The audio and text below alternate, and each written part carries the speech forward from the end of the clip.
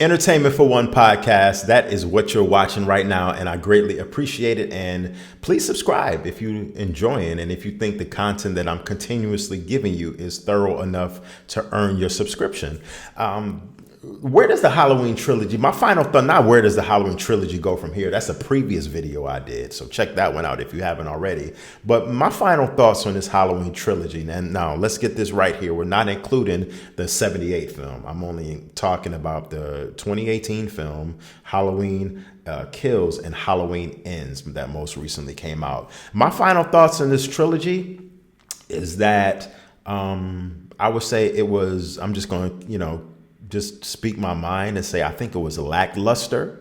I wasn't a fan of the 2018 film when it came out. And then Halloween Kills I thought was over the top in a lot of different areas. I thought that Halloween Kills had a social commentary mixed in to the film a little bit too much. And I feel that Halloween Ends also has social commentary that was mixed into it a little bit too much with the whole bullying theme and angle. And Halloween Kills, I'm just trying to not confuse the names here. Halloween Kills with the whole mob, quote unquote, mob mentality or mob, theme that they were going with, too many, comedic moments in Halloween Kills. I thought the two gentlemen that were in a relationship at their house with the trick-or-treaters, I thought that was just some comedic elements I could have did without. I thought arguably, hands down, the best part of the whole trilogy was actually the beginning of Halloween Kills with the 78 flashbacks, the way the mask looked, the way Michael looked, how Michael was moving, his movements, and of course Loomis. Oh my God, seeing the actor who stood in to portray Donald Pleasance was absolutely amazing. I could have watched a full hour-and-a-half film worth of that. Give me a 78 flashback film of what we didn't see. After when Michael got up, when he, I guess that would be going into Halloween 2 from 81 territory. But basically what I'm saying is I could have dealt with a whole movie worth of the flashback type of element to it.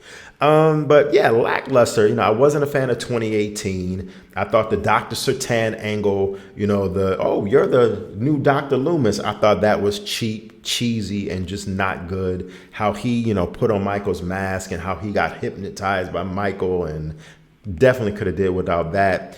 And in Halloween Kills, I thought Anthony Michael Hall did a pretty good job, but he was very over the top.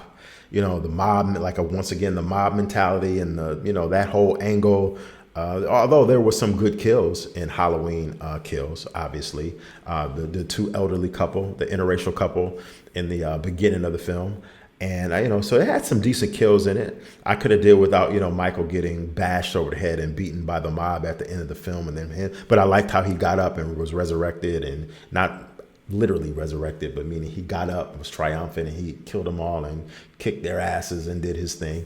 And then Halloween Ends, like I said, I'm going to say the same thing that probably every other YouTube video from every other YouTube channel that I watch, that you watch, have said and stated about the film. It was just a soup that had too much into it. You had ingredients that just didn't belong in it. But the ingredients that was in this soup known as Halloween Ends didn't belong. I'm not going to get on here and repeat the same thing that everybody has said. It's just, it was a weird movie. It wasn't a Myers movie. We barely saw Myers. We only got a few kills, maybe 4, maybe 5.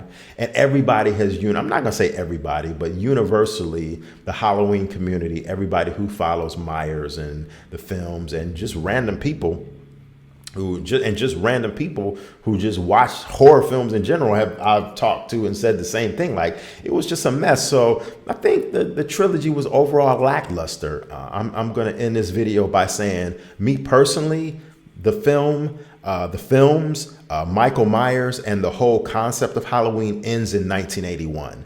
My go-to films, and I think I've said this before on a previous video or two, my go-to films are Halloween, the 78 film, definitely for sure, and the 1981 sequel, Halloween 2. Those are my go-to, films that I go to when I want to see a cohesive, brilliant, put together Michael Myers chapter come to a gracefully, an amazing beginning and a graceful end. Now, if I want to throw a trilogy in there, if I'm feeling a little risque one night and I want to throw and do a trilogy night, I'll throw in Halloween 4 from 1988. Yeah, why not? I thought Halloween 4 was a very good movie. I mean, looking back at it, Halloween 4 was, a very exceptional movie compared to some of the mess that we've gotten over the last 30 years.